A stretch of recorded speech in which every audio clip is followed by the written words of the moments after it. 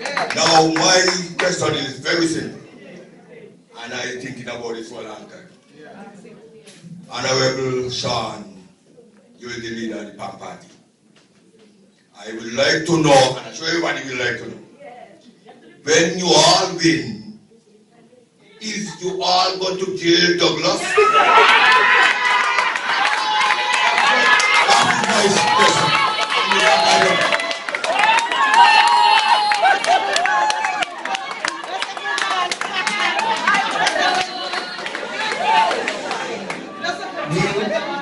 We'll take the last question and then the leaders will answer and then we'll take another set of questions. Next question. Greetings, brothers and sisters. My name is Donald Phipps, aka Bernardo from the People's Republic of Haiti. My question is to Brother Richards and Brother Powell, what are your vision for better St. Kitts-Nevis moving forward? That's all, brothers. Okay, I'm going to call on the leaders to respond to the...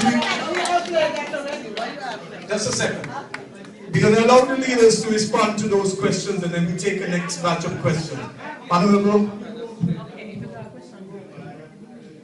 To the first gentleman that indicated to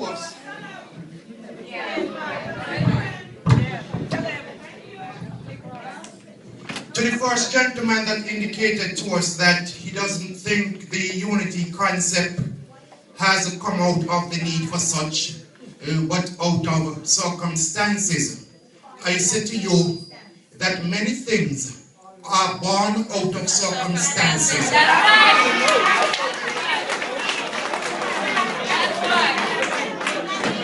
And they have been successful.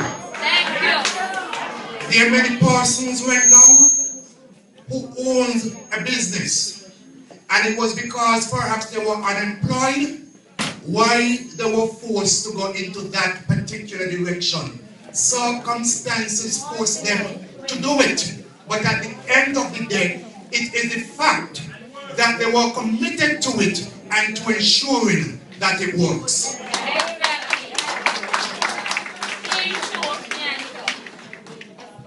In regards to the second part of your question, how are we going to remove VAT on food and the 6% on the 6% custom service charge on the electricity bills and still maintain a standard of living for the civil servants? The fact of the matter is that just like all the ordinary citizens in St. Kitts-Nevis, civil servants too are suffering. Civil servants have not received an increase in salary over the last 3 years. It is only now that the general election is approaching, they are being told they are going to get their increments. Now, how do we remove that and still have money to run the country? I mentioned SIDF.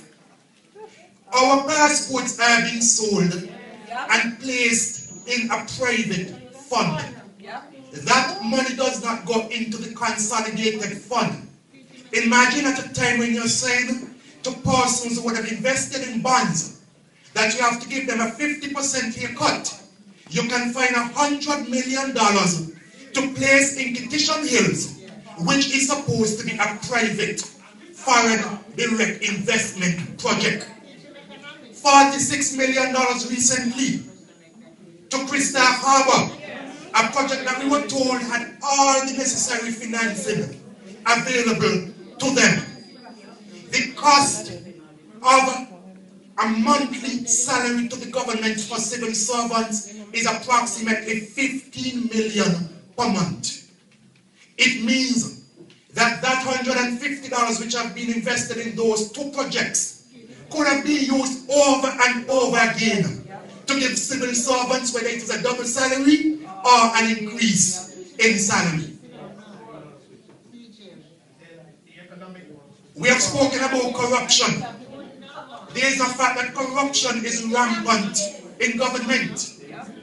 When a foreign company is going to say to the government, I can build a road for $50 million and your own public works department saying to you, I can bill it for half of the amount, and you still give that contract to overseas contractors, then one has to wonder, is it that you're getting something in return? And so corruption in government, it has to be stamped out. You stamp it out, I assure you that the government will have more money.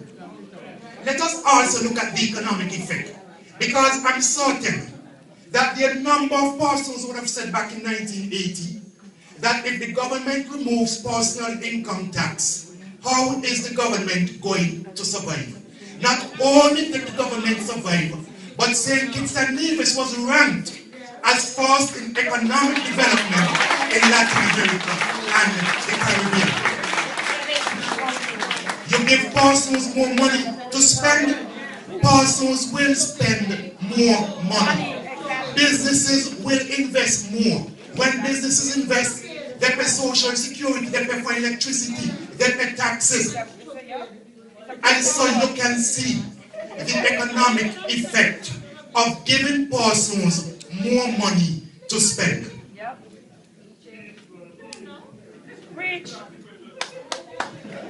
Are we going to jail Dr. Douglas? Yes!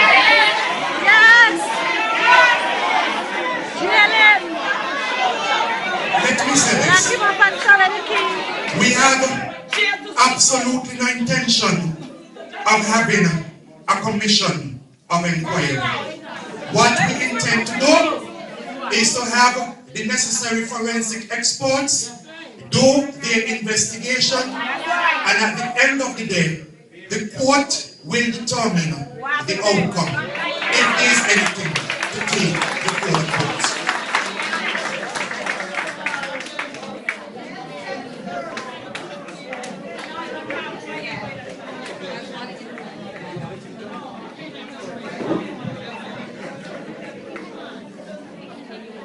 In relation to the last question, how do we as a party and a government of national unity intend to take the country forward?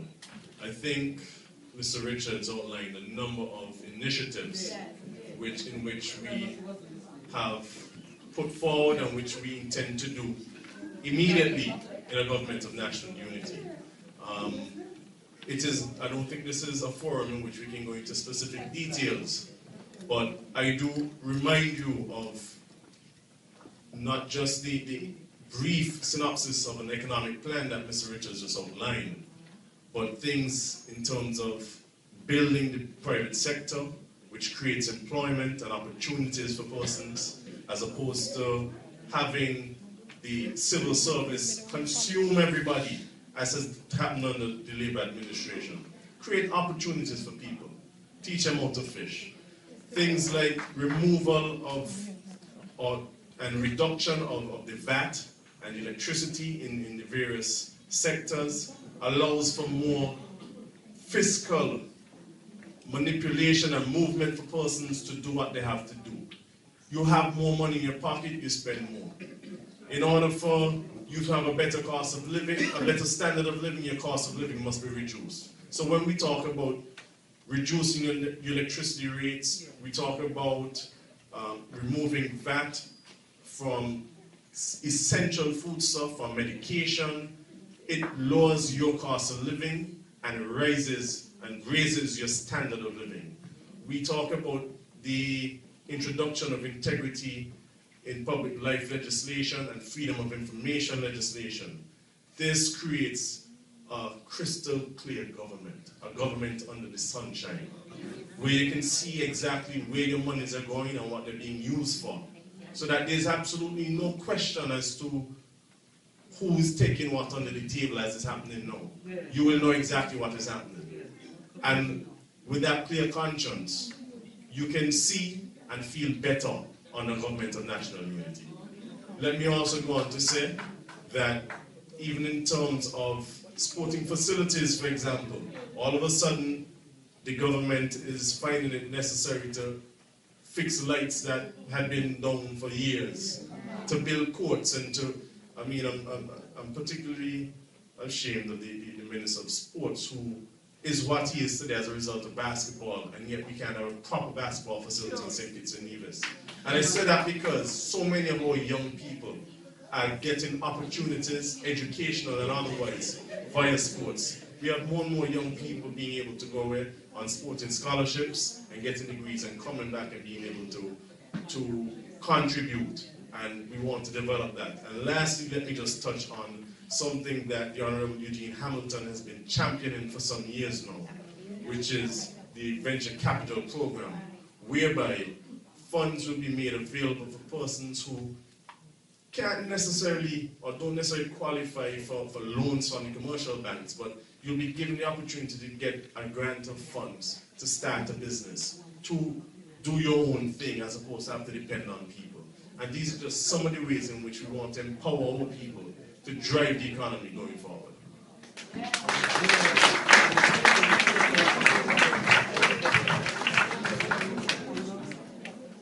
Next question, please. Good evening. Cleo Rogers, Connery Village, Hamilton all the way. My question is, I listen on the news and I hear Marcella telling her people to come out on Wednesday. And we all know what they want to do on Wednesday. I want to know, what are we doing on Wednesday? Because then by the hook or the crook, people, we must go into town and we should not leave Basket. We should not let them do what they plan to do on Wednesday. So Shawn, what are we doing on Wednesday? Next question, please. Take the next question. My question is about the Unity Party. Just 1 second, please. Just listen. Go ahead. Hi, good evening. Is the Unity Kiss the mic. the Unity Party, is it just a one-time thing for now as to get what you want done, or where do you see it going from here? Actually, there is no Unity Party. What, not the Unity Party, but what, Okay.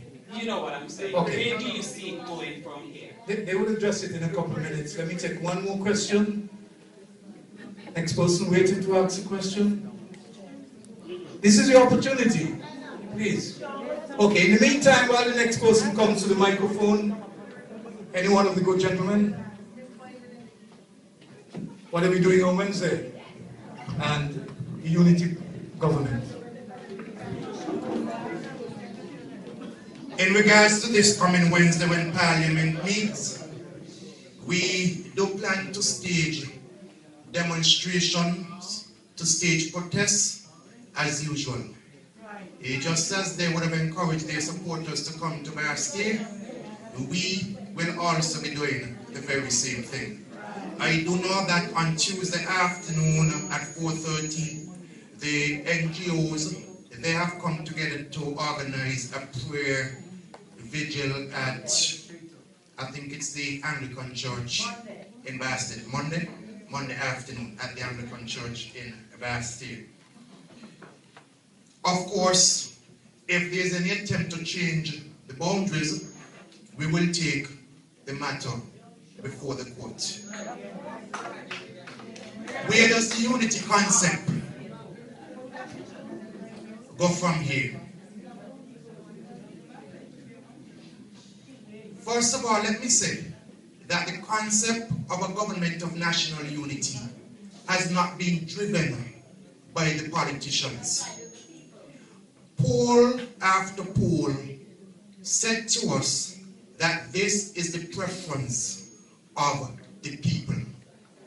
And so long as that is the preference of the people, we will endeavor to serve the people because they are the ones who elect us to serve them.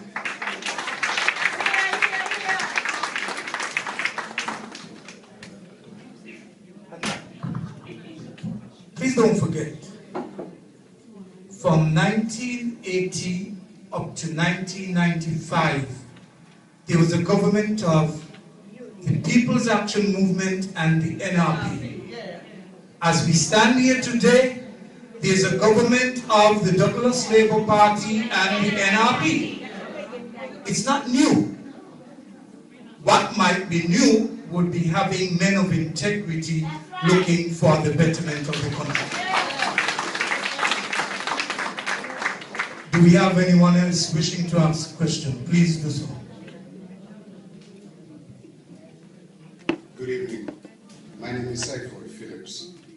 I want to commend the leader of the People's Action Movement, the Honorable Shawn Richards, and his colleague.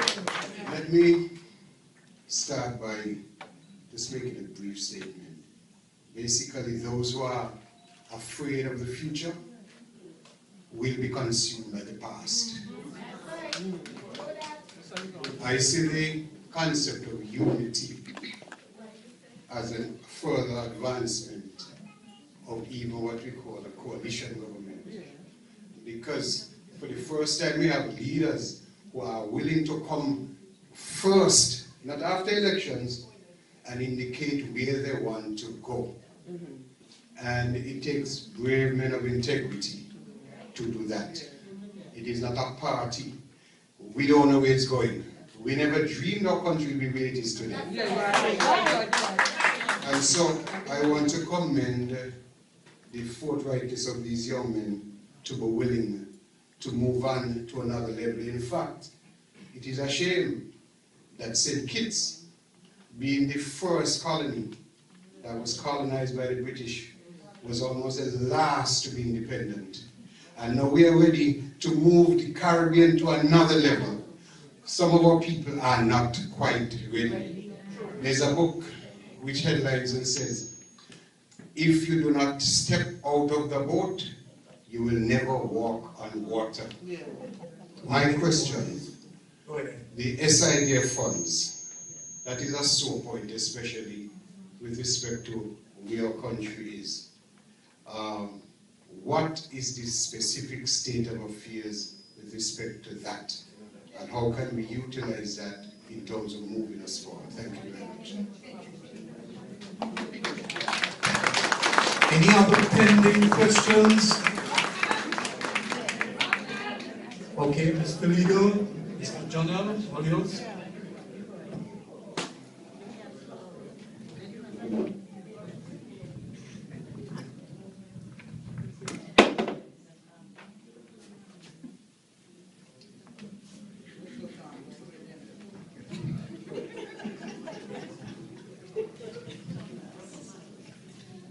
In regards to the specific state of affairs of SIDF, your guess is as good as mine. The last set of accounts that we saw for SIDF were up until 2010.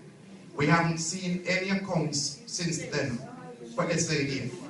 And that is one of the reasons we are saying that SIDF needs parliamentary oversight, and the Director of Audit for Government should be able to audit the accounts of SIDF.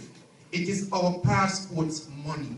It is not the money from the sale of some private asset belonging to Denzel Douglas or some other individual. We do know, because we have seen the accounts up to 2010, that they have invested almost $100 million in Kittish Hills. They issued a press release recently indicating that they have invested $46 million in Crystal Harbor. We have been told that SIDF is paying for the PEP program.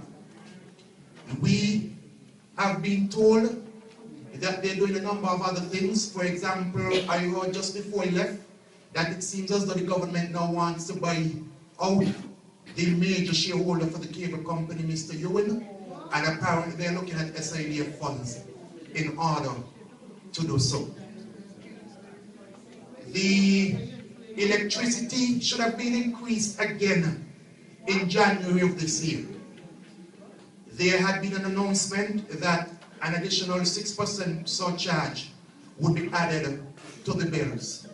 We are now told that thanks to SIDF, we don't have to pay that 6% because it is being subsidized by SIDF. SIDF is like a government unto itself in St. Kitts. Roads, the Southeast Peninsula Road right up to Frigate Bay is supposed to be repaved. we are being told that the monies will be coming from SIDF. I think that would give you an indication as to the amount of monies passing through SIDF and basically one individual determining how those monies are to be spent. When you look in his constituency alone, a number of projects there have been funded by SIDF. Basketball court, some sort of farming program. I mentioned condition mills already. And a number of projects being funded by SIDF.